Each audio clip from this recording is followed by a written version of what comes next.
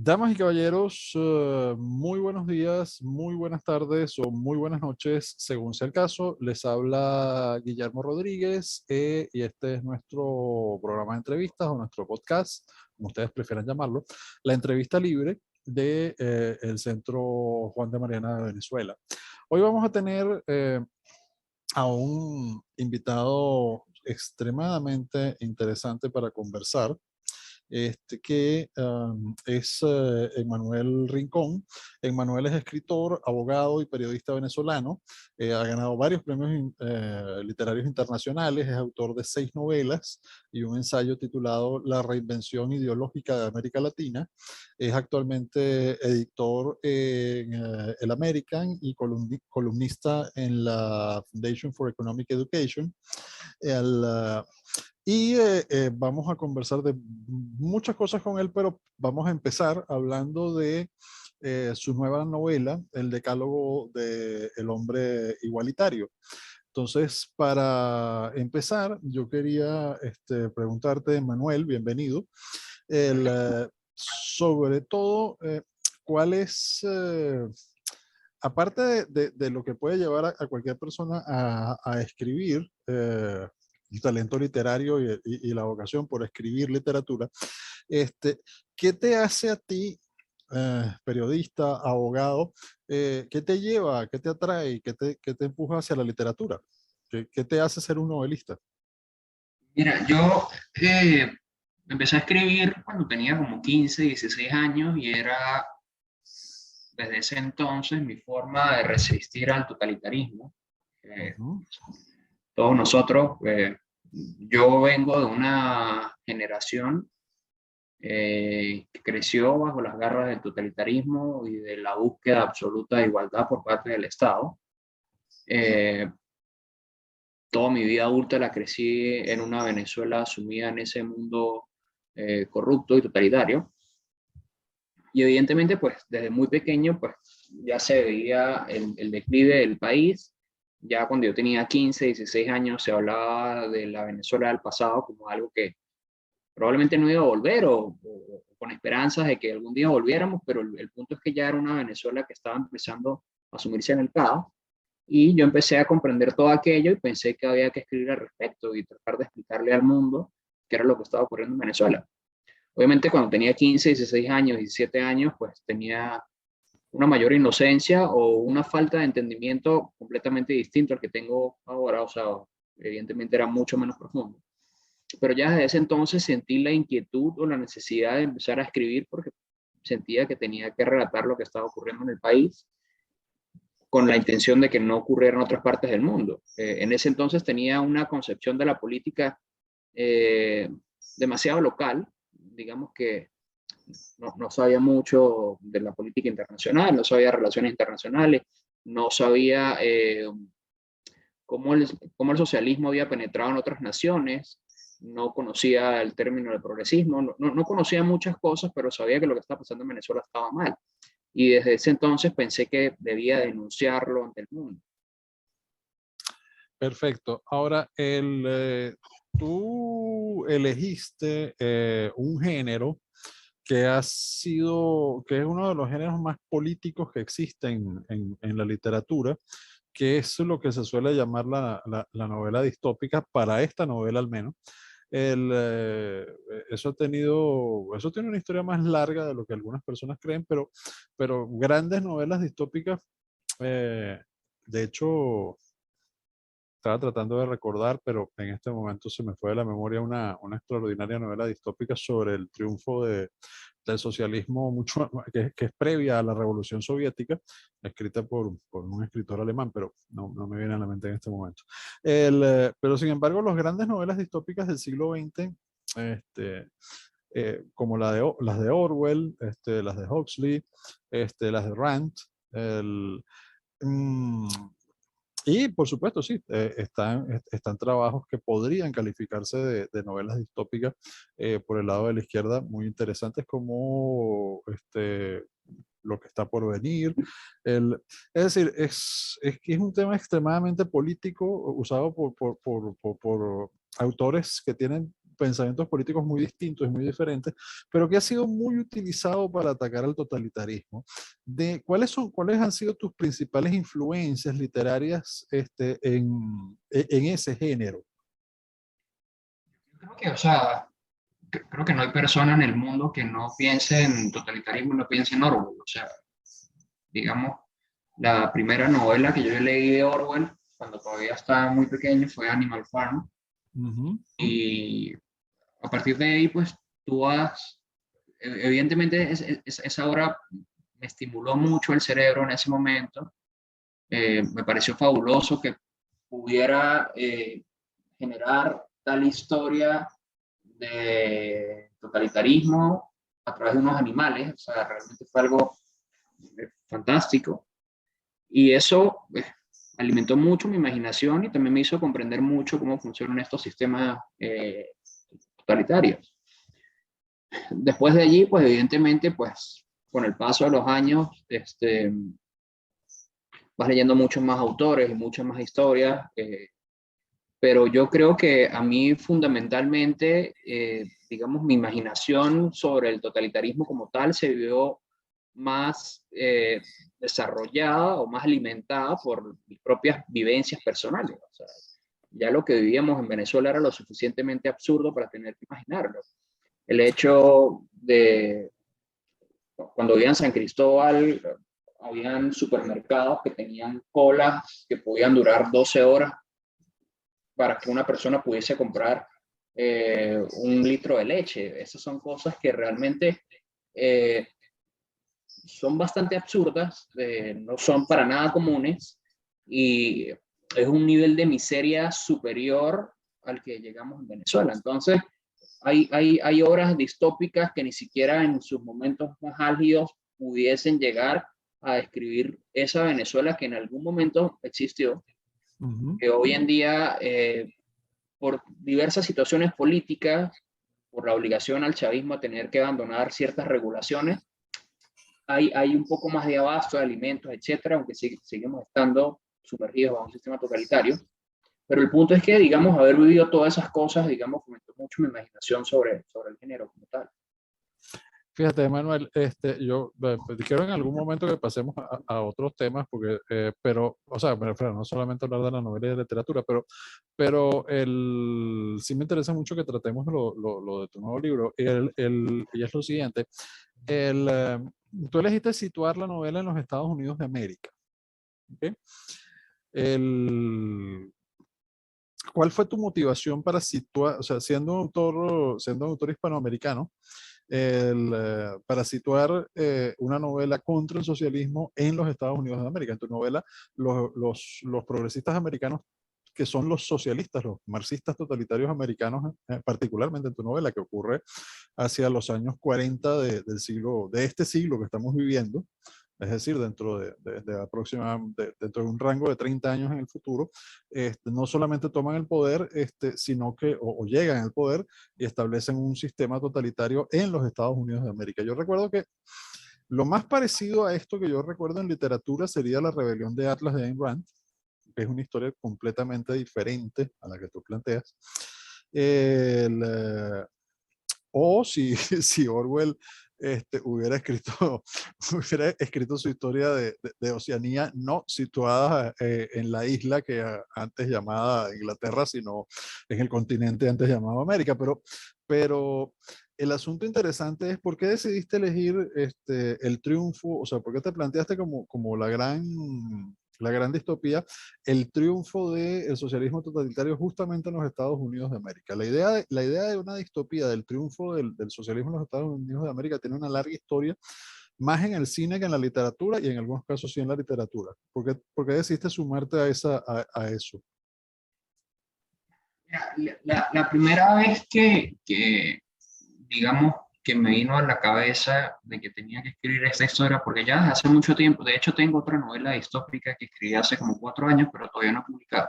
Mm, Sin entiendo. embargo, eh, cuando estaba yo viví en Nueva York como 4 o 5 meses y una vez estaba caminando por Times Square con unos amigos que estábamos haciendo un poco de turismo.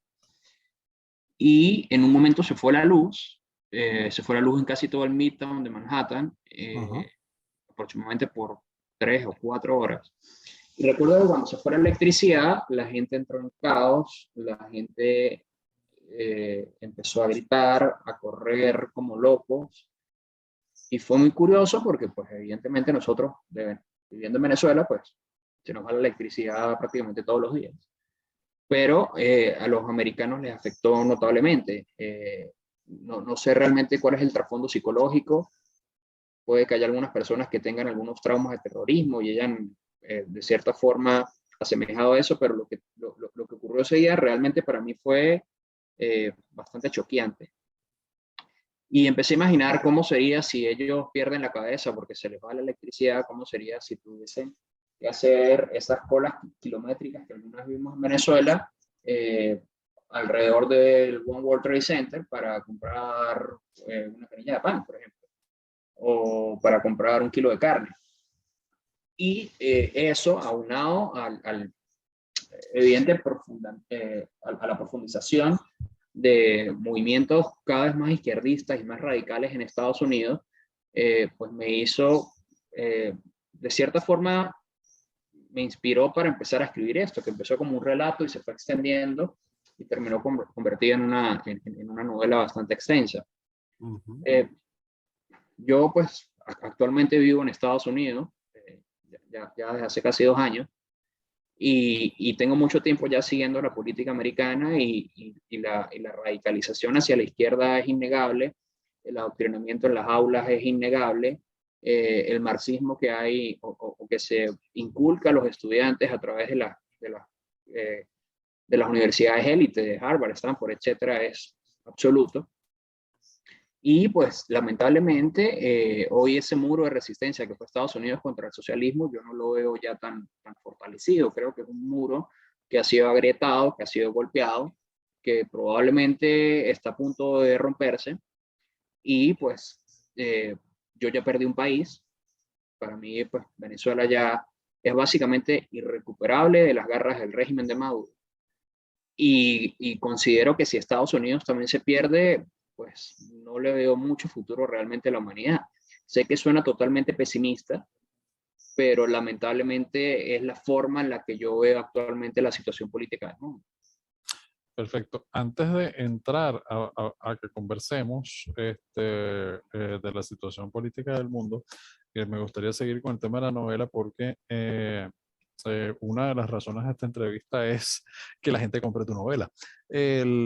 Porque, entre otras cosas, eres un buen escritor y tu historia es realmente interesante.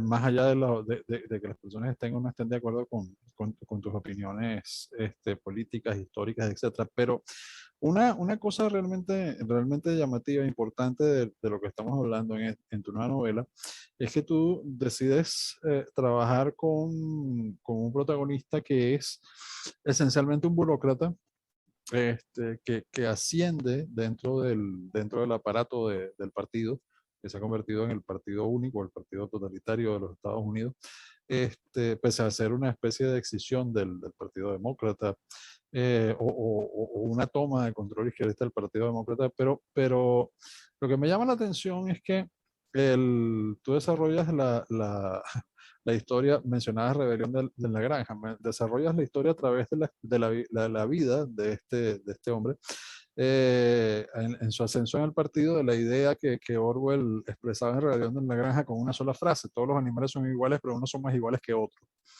Es decir, la idea de que en la medida que asciendes en la nomenclatura, te comienzas a dar cuenta bueno, resulta que cada vez hay gente más igual que otra y mucho, mucho más igual.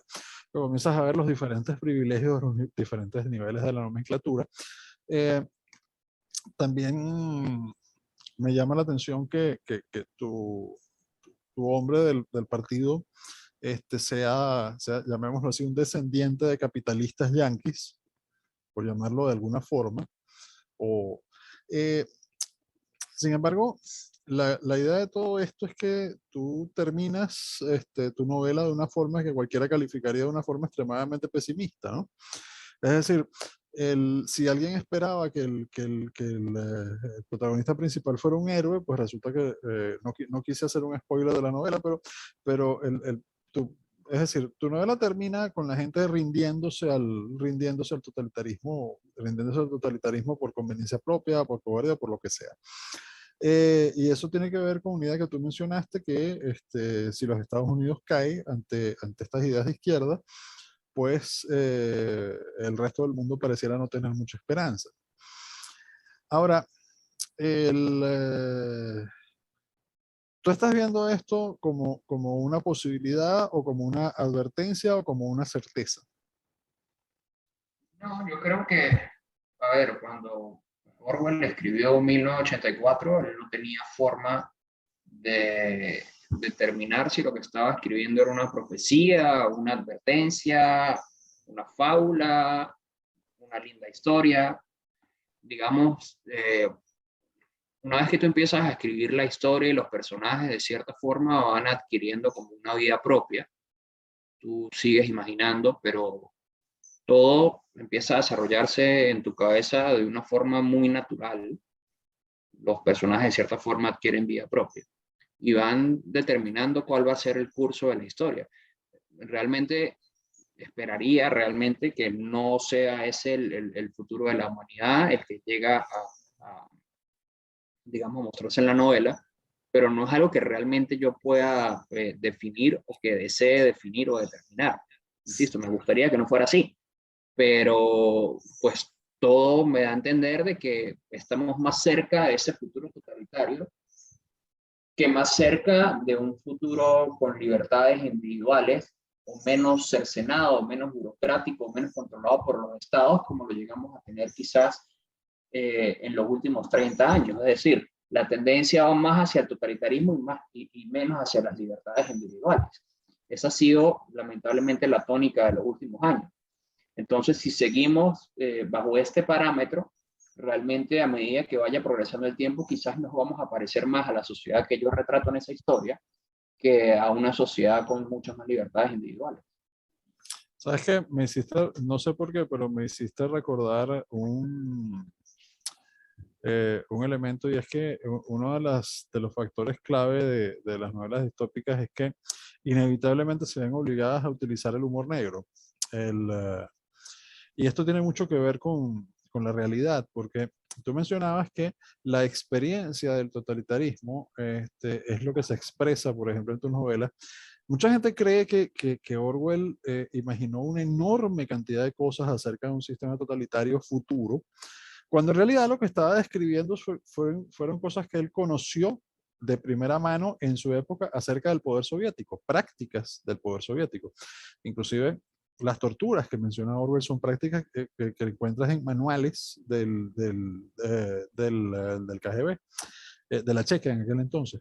El, eh, Ahora, tú dirías que tú lo que haces es en gran parte trasladar tu experiencia venezolana, hispanoamericana, a ese Estados Unidos de mediados de la segunda mitad bueno, no, sí, de mediados de este siglo, a ese Estados Unidos progresista, totalitario y hiper igualitario de mediados de este siglo. Yo pienso que hay de todo un poco. Evidentemente mis vivencias personales siempre van a influir eh, tanto en mi obra como en mis pensamientos, como en mis ideas. Eso es completamente innegable. Pero más allá de eso, pues hay un análisis de la realidad que tenemos hoy en día. Si tú te pones a ver los, los, los, los personajes más woke, más liberals, suelen ser hijos, sí, de personas con mucho dinero en Estados Unidos. Esas son las personas que han sido de cierta forma manipuladas y que han sido también adoctrinadas en las escuelas de élite y en las universidades de élite de Estados Unidos. Y esas son las personas que posteriormente pasan a ser de cierta forma también burócratas del Estado y que comienzan a generar políticas que van condicionando todas las políticas públicas y económicas de Estados Unidos. Esa es la realidad que tenemos hoy en día. Entonces, si nos guiamos de cierta forma por lo que podemos ver hoy en día en la prensa, que podemos ver cosas tan estúpidas como que NPR, que es un medio de comunicación financiado con el dinero de todos los americanos, y en medio de una guerra te pueden escribir un artículo sobre cuál emoji debes utilizar en WhatsApp para no ofender a los negros, por ejemplo.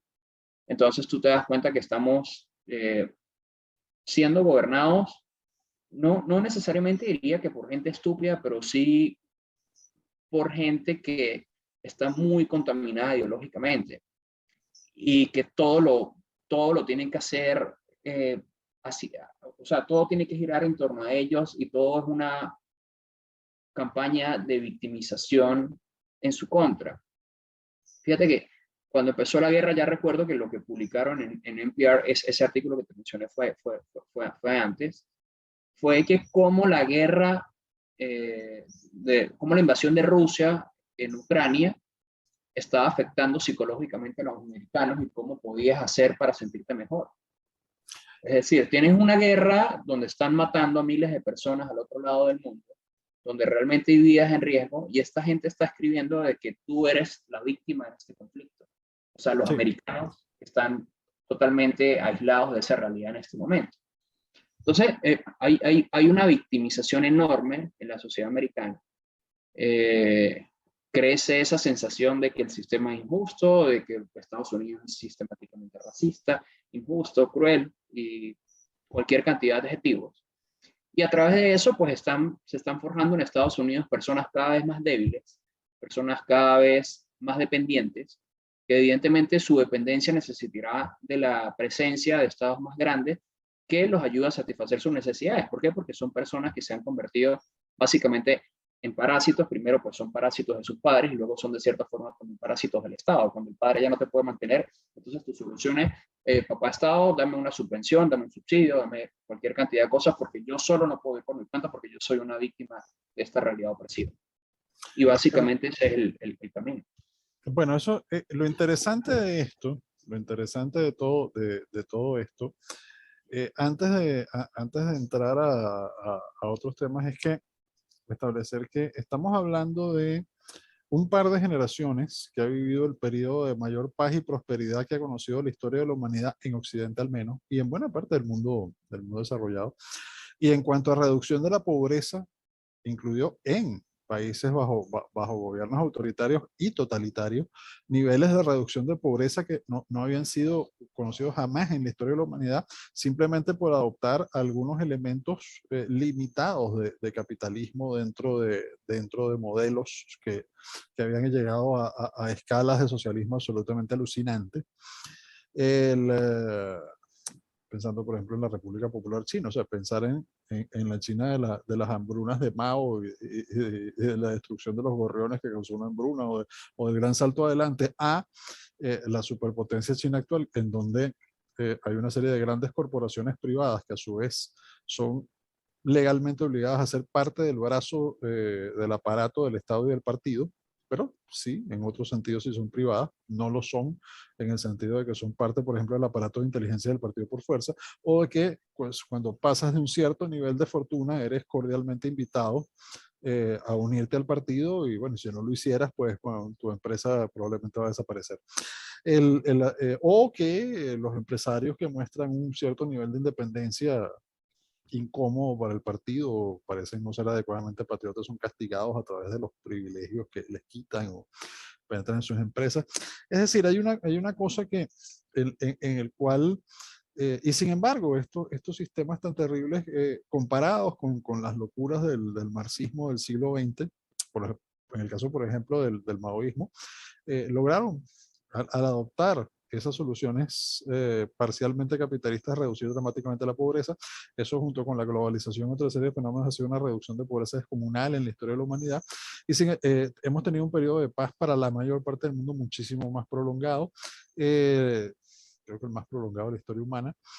Y el resultado de esto, irónicamente, parece ser, por lo menos en Occidente, en Occidente, sí, en Estados Unidos, en Europa Occidental, una de las generaciones más pusilánimes de la historia de la humanidad, o por lo menos de la historia de Occidente.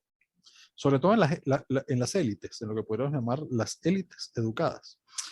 Y es un fenómeno sumamente curioso, porque yo particularmente creo que es un resultado tardío, en parte buscado intencionalmente y en parte ayudado por una serie de accidentes afortunados evolutivos que no podían ser predichos, por los enormes esfuerzos de subversión ideológica lanzados contra y dentro de las sociedades occidentales, de las sociedades occidentales, por la extinta Unión Soviética, cuando todavía existía, por el aparato de agitación y propaganda internacional creado en su momento por el poder soviético y que sobrevivió al colapso del poder soviético a lo largo y ancho del mundo, desde adoptando otros centros y sigue existiendo, por eh, China y por otra serie de fuerzas que finalmente adquirieron vida propia. Yo creo que esto estuvo, bueno, antes de pasar a otro tiempo.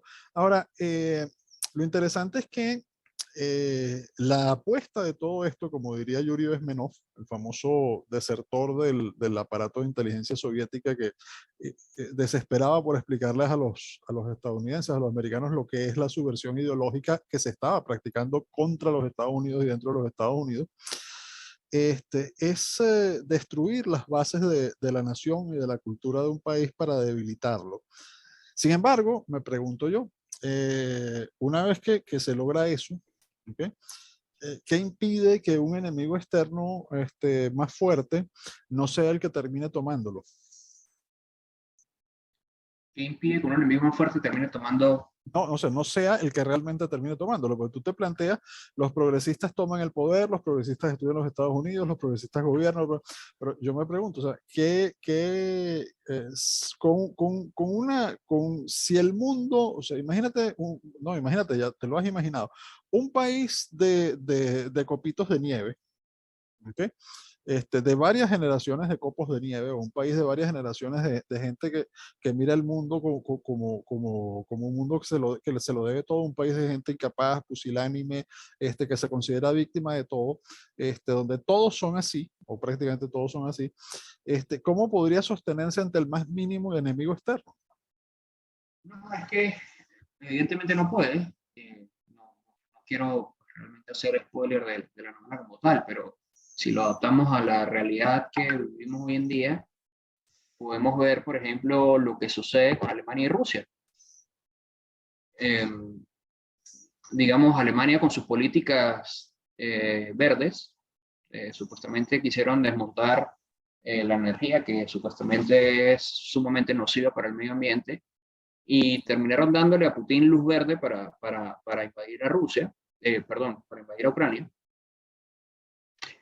Y pues, digamos, en esta obra, insisto, no quiero dar spoilers, pero evidentemente es un Estados Unidos que no es ni remotamente dependiente o autosuficiente y que realmente hay potencias externas que terminan manejando sus hilos porque es inevitable.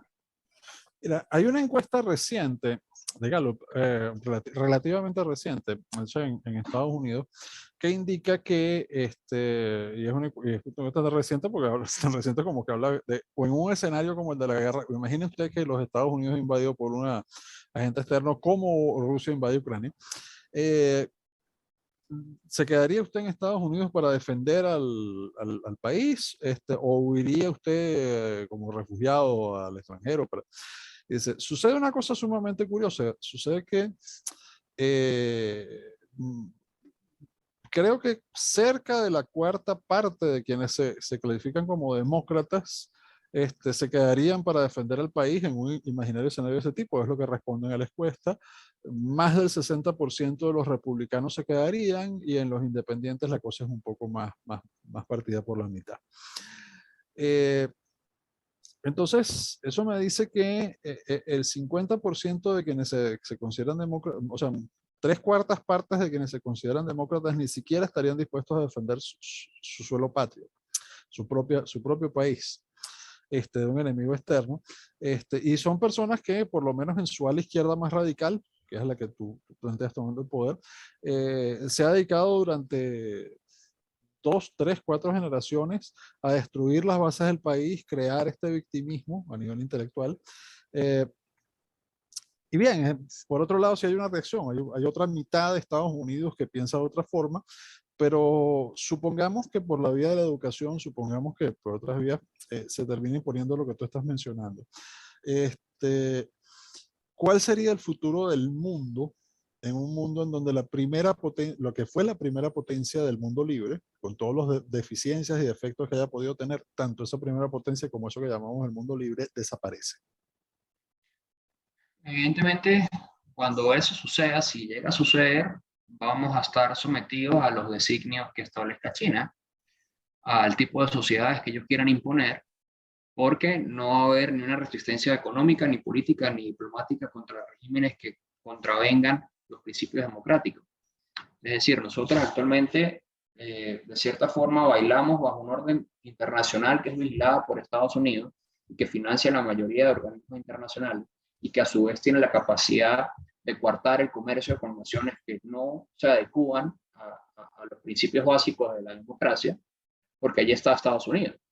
Si Estados Unidos pierde esa hegemonía y esa hegemonía en su lugar la toma China, que es un país absolutamente totalitario, al cual no le importan los derechos humanos ni las libertades individuales de los ciudadanos, y que lo único que le interesa es que los estados sean sérviles a China, pues sencillamente vamos a vivir en esa nueva realidad, donde China, con su influencia política y económica, va a poder establecer gobiernos que sigan sencillamente sus patrones políticos.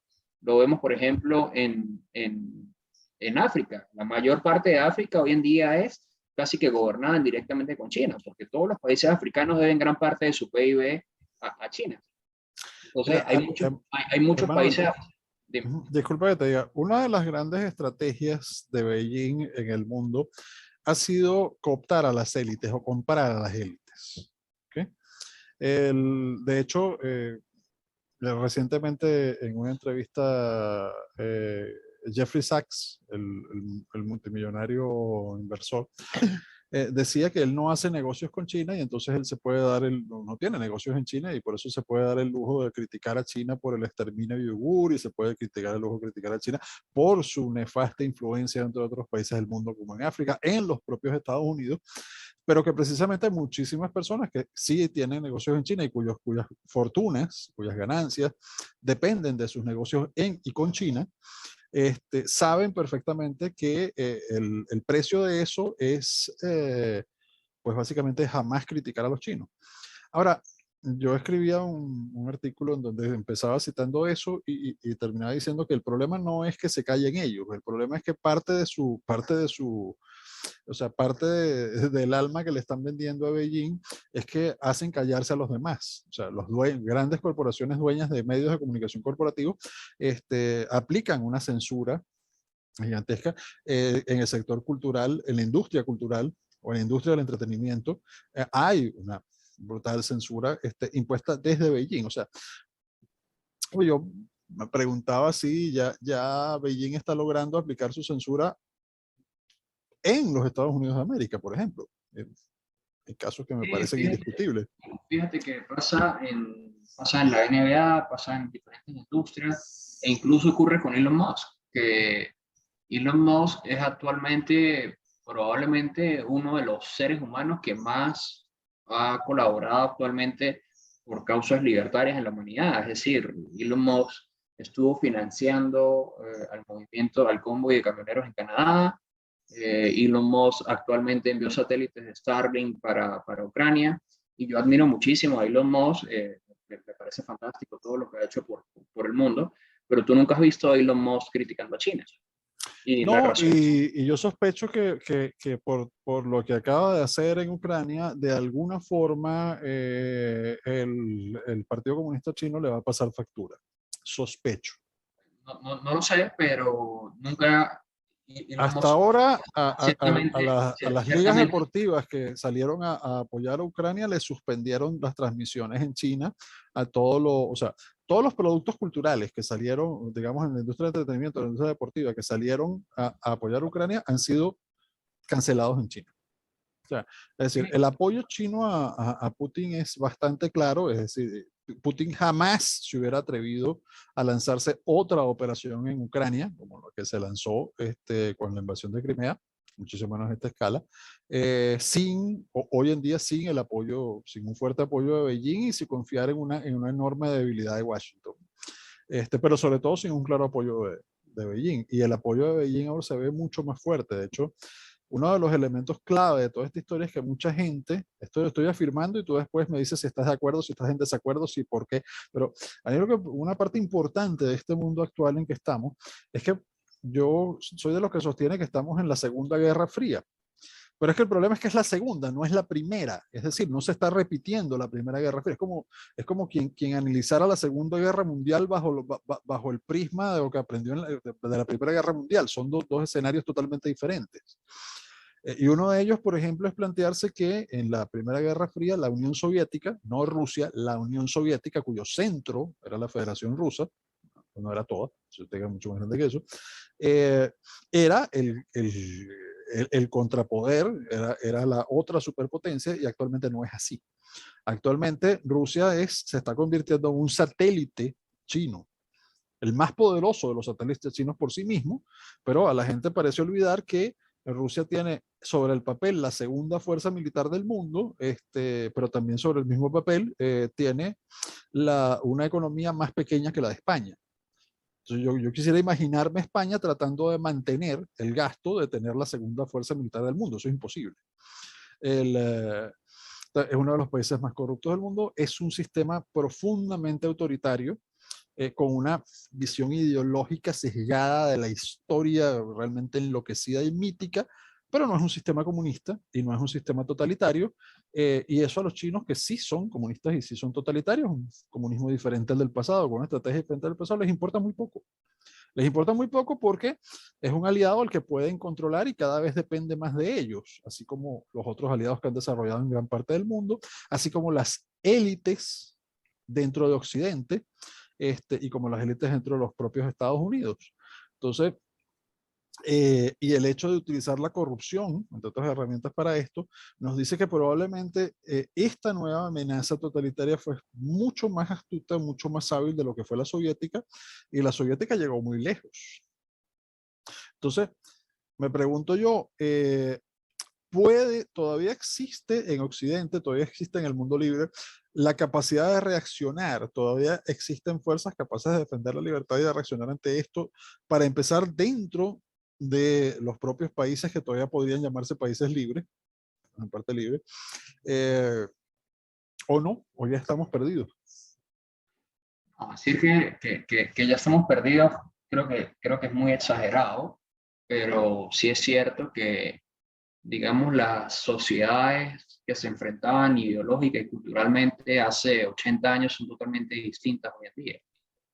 Eh, la sociedad americana de los años 50 era mucho más conservadora de la que es hoy en día y tenía unos valores patrióticos mucho más fuertes, tenía un amor por su país muy superior y estaba totalmente convencida de que ellos eran los buenos en la historia.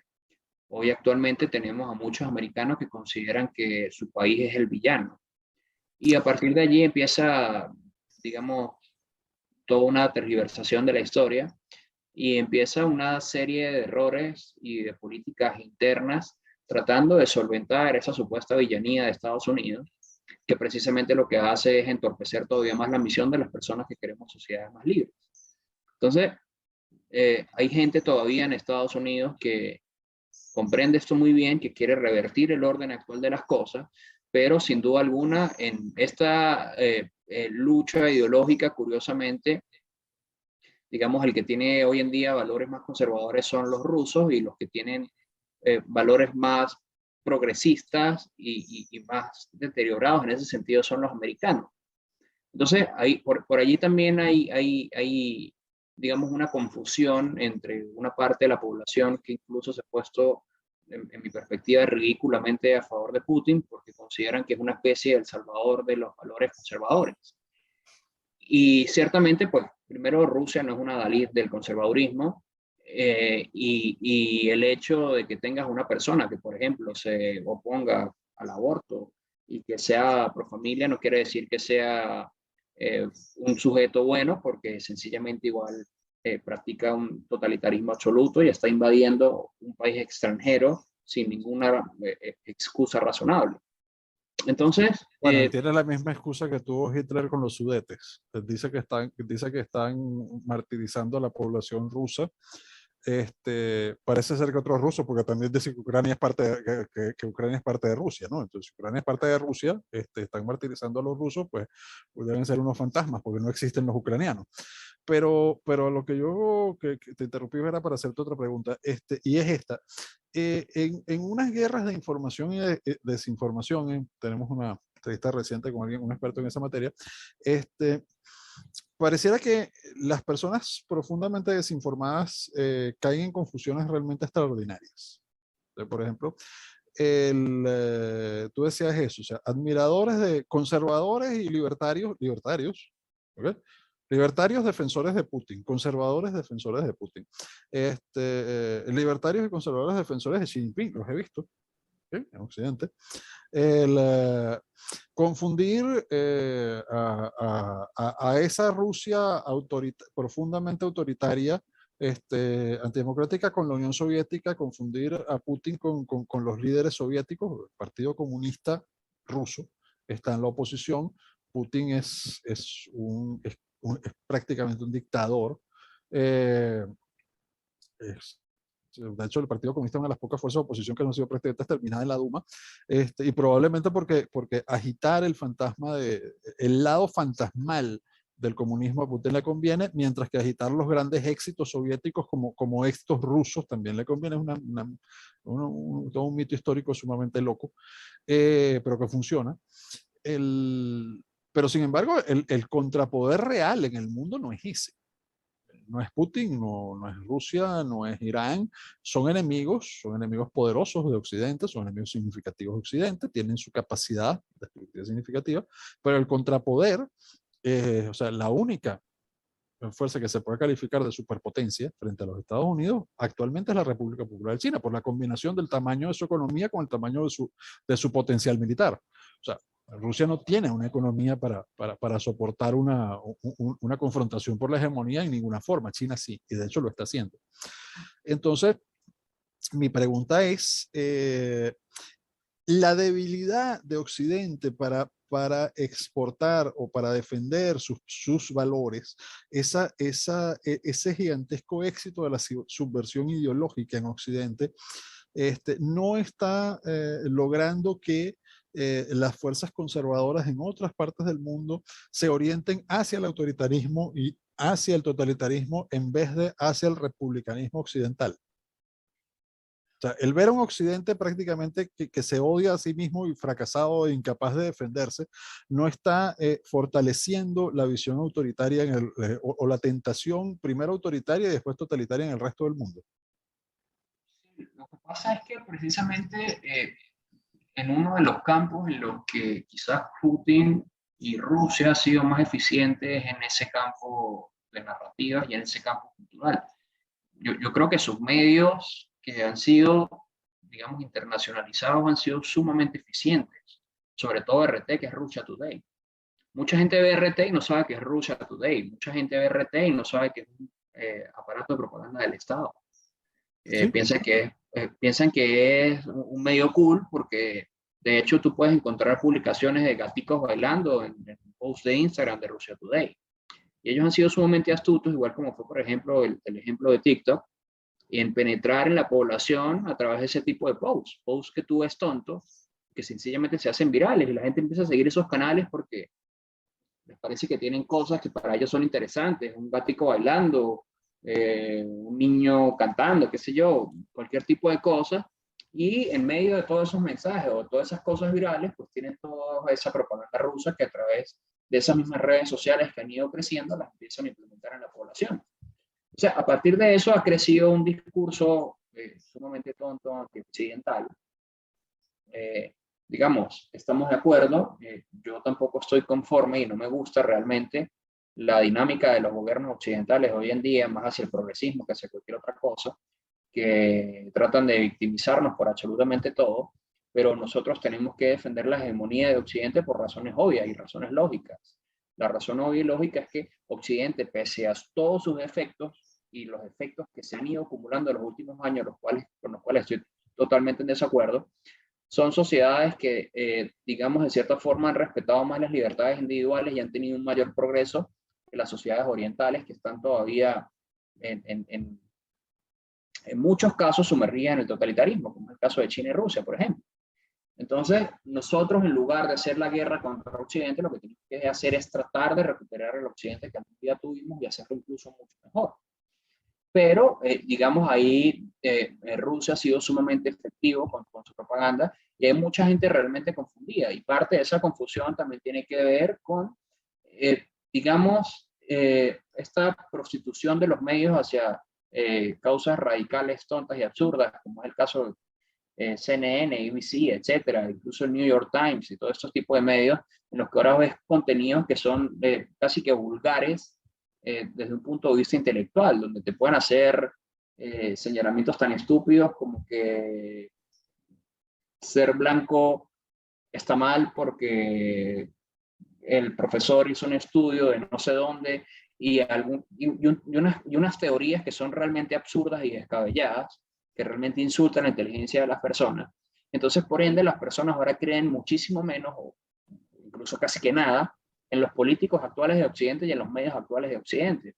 Y ese descreimiento y esa falta de confianza en esos medios de comunicación hace que las personas ahora quieran ser antisistema e ir en contra de todo lo establecido. Entonces, si hoy todos los gobiernos del mundo y si todos los medios están denunciando a Rusia, Rusia es el malo de la película, las personas creen que hay una especie de teoría de conspiración detrás de eso y que por ello Putin es el que tiene la razón y que Putin es el salvador del mundo. Porque están acostumbrados, como viene por ejemplo el tema de las vacunas, etcétera, y todo lo demás, que entonces todo es una conspiración para destruir la humanidad, entonces Occidente se convirtió en una especie de demonio, etcétera, y todo lo demás. Y insisto, en eso los enemigos de Occidente han sido sumamente astutos en capitalizar todo ese tipo de confusiones, tanto narrativas como ideológicas, y lo han capitalizado a su favor. Y eso es precisamente lo que tenemos que combatir. Ok, pero eso lleva a dos cosas o dos problemas. Por ejemplo, yo no puedo olvidar o sea, así como yo no puedo olvidar e insisto mucho en diferenciar a Rusia de la Unión Soviética. Rusia no es la Unión Soviética, la Unión Soviética era mucho más que Rusia, o sea, son dos especies totalmente diferentes de oso. Eh, ¿Por qué? Porque, y de nuevo insisto, o sea, Putin no actúa por sí solo, o sea, Putin tiene un patrón. Es decir, la fuerza detrás de Putin es China, y si China no estuviera impulsando digamos, el empuje ruso sobre su expansión, Putin no podría moverse. El oso no podría atreverse a moverse, a pesar de la debilidad occidental. Incluso yo soy de los que piensa que bastaría, sería más que suficiente con que no hubiera perdido las elecciones Trump para que un escenario como el actual se le hubiera hecho, por lo menos durante esos 4 años, impensable a Moscú. El, y no estoy planteando a Trump como un genio ni como alguien súper extraordinario. No, sino simplemente lo que estoy planteando es que en los niveles de corrupción que involucran al Partido Demócrata y a la familia Biden Ucrania, por cierto, pero también con Rusia y con negocios con China, nos ponen en una serie de escenarios muy curiosos y nos llevan a niveles de debilidad demasiado extremos, inclusive más allá de lo ideológico. Es cuando lo ideológico se mezcla con la corrupción, con los intereses de negocio. Y eso me recuerda a cosas que ocurrieron en el pasado. Tú mencionabas lo de los medios, grandes medios de comunicación. El New York Times, que tú mencionaste, es el periódico cuyo jefe de corresponsales en la Unión de Repúblicas Socialistas Soviéticas, en la temprana Unión de Repúblicas Socialistas Soviéticas, fue Walter Duranty. Walter Duranty recibió por sus artículos sobre la Unión Soviética, alabando a la Unión Soviética y repitiendo la propaganda de TASS, repitiendo la agitación y propaganda soviética en el New York Times, el premio Pulitzer. Walter Duranty negó e inició un asesinato moral con todas las fuerzas de izquierda y la prensa progresista de su época, incluido el New York Times, un ataque contra Garrett Jones que reveló la hambruna intencional provocada por el poder soviético en Ucrania para poder aplastar a Ucrania, terminar de colectivizar la agricultura, pero además obtener dinero, obtener dólares, obtener oro vendiendo el trigo ucraniano. Ya habían iniciado el exterminio de kulaks en la propia Rusia, que fue genocidio de todo un sector de la población rusa. Lo habían hecho en Bielorrusia, lo habían hecho en otras partes, y sobre Ucrania lo hicieron con una crueldad inusitada. Y todo esto fue negado por el New York Times. A Walter Duranty jamás se le retiró el premio Pulitzer, pese a que sabemos que mintió y repitió propaganda descaradamente. El New York Times jamás ha pedido excusas por las mentiras de Duranty en el New York Times. Incluso ha sostenido que el premio Pulitzer estaba bien porque los artículos por el que le dieron el premio Pulitzer no incluían nada sobre Ucrania. Garrett Jones, que sí reveló que sí era un periodista de verdad y sí reveló lo que estaba sucediendo, terminó asesinado en Mongolia por agentes soviéticos, y los únicos medios de comunicación que lo publicaron fueron los de la cadena Hearst, que siempre ha tenido la fama de mentirosa y de amarillista. Y ese era el mundo de los años 30. ¿Sí? Y ese era el nivel de influencia que había sobre la industria cultural y sobre la prensa y sobre la academia antes de la Segunda Guerra Mundial. Y sin embargo, de los años 50, como tú mencionaste, parecen ser un giro gigantesco. ¿Okay? Bueno, está bien, la Guerra Fría. ¿Qué hace que actualmente no esté ocurriendo lo mismo? O sea, ¿qué hace que un desafío de la escala que alcanza los Estados Unidos de América y Occidente y la OTAN ante el ascenso de China y ante la proyección de poder global que lanza Beijing, se vea en medio de estas noticias que van de los gaticos a cómo no ofender a alguien por el color de su piel con un meme, y a que si están matando personas en una guerra en Ucrania, pues entonces usted no, ¿cómo hacer para que usted no se sienta, pues no sea la víctima de sus nervios?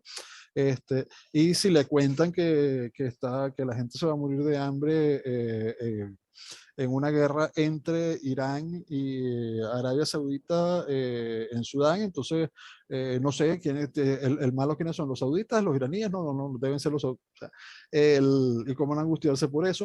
Es decir, ¿qué hace que no estemos viendo una reacción? ¿Qué hace que esta estupidez avance tanto? Insisto, décadas de adoctrinamiento, décadas de victimizar a las personas, décadas de insistir en esta narrativa en que las personas no pueden valerse por sí mismas y que son víctimas de un sistema que los oprime, y que básicamente pues ese sistema ha sido empujado por Estados Unidos. De acuerdo, Manuel, pero lo que yo te decía es que eso ya lo vimos antes. O sea, eso ya lo vimos en los años 30 y no funcionó tan bien. O sea, ¿qué hace que ahora haya funcionado mejor? Haya sido más destructivo que antes. Insisto, son sociedades completamente distintas. La sociedad americana de hoy no es en lo absoluto comparable a la sociedad de hace 80 años. Y evidentemente en esos 80 años también ha habido una intromisión bastante fuerte en las hablas americanas, en los medios de comunicación, y ha habido todo un proceso, un desarrollo, lo que llamamos como una guerra cultural, una guerra psicológica en la cual todo este tipo de narrativas se han ido, digamos, de cierta forma inseminando en todos los americanos, que era algo que no había ocurrido previamente. Entonces, evidentemente, teniendo una sociedad mucho más debilitada y mucho más contaminada con estas ideas, pues pasa lo que termina ocurriendo ahorita. Es decir, en tu opinión es básicamente el efecto acumulativo. Sí. Ok. Guillermo, disculpa, ya casi me voy a tener que retirar porque tengo un Sí, compromiso no, ahorita. tranquilo, es que estamos cerrando. Entonces, el punto, perdón, el punto importante de nosotros para cerrar esta conversación, Emanuel, tú escribes novelas, eres periodista, eres editor, has desarrollado todo un intenso trabajo de lucha ideológica y cultural gran parte de tu vida desde muy joven. El, eh, y las personas que te escuchan podrían llegar a la conclusión de que tu posición es sumamente pesimista. Y de la forma en que yo te he hecho preguntas, pareciera que la mía también. Y sin embargo, estás peleando. ¿Por qué estás peleando? No, porque evidentemente, digamos que Porque, perdón, déjame planteártelo así. ¿Por qué tú no te rindes como el protagonista de tu última novela? ¿Por qué tú no, sigues peleando? creo que principalmente porque tengo principios y los principios es algo que va intrínseco en las personas, muchas veces se forjan en los hogares, muchas veces crecen por sí solos dentro de los individuos y precisamente las personas creo que con principios fuertes son completamente renunciables. Entonces, lo contrario ya sería rendirse, echarse a morir. Y si yo considero que no puedo hacer algo para cambiar las cosas, pues lo mejor es que abra la ventana y me tire por la ventana y me suicide, porque ¿cuál sería el sentido de la vida si no consideras que tus acciones pueden tener realmente un efecto en la humanidad? Entonces, básicamente es esa esperanza de poder contribuir a causas positivas lo que te mantienen el día a día con nuestras herramientas, luchando para intentar cambiar las cosas para mejor. Bien, mi estimado amigo, eso fue nuestra entrevista con el novelista, abogado, eh, editor, columnista Emanuel Rincón. Recuerden buscar su nueva novela, El Decálogo del Hombre Igualitario. Eh, Seguirlo en redes sociales. Bueno, aquí abajo, por cierto, también suscríbanse a nuestro canal de YouTube, nuestro canal de Rumble, mientras existan, no sean censurados. Y esto fue la entrevista libre del Centro Juan de Mariana, de lo cual me despido, tal y como siempre inicio, diciéndoles muy buenos días, muy buenas tardes o muy buenas noches, damas y caballeros, según sea el caso. Gracias, Guillermo. Hasta luego.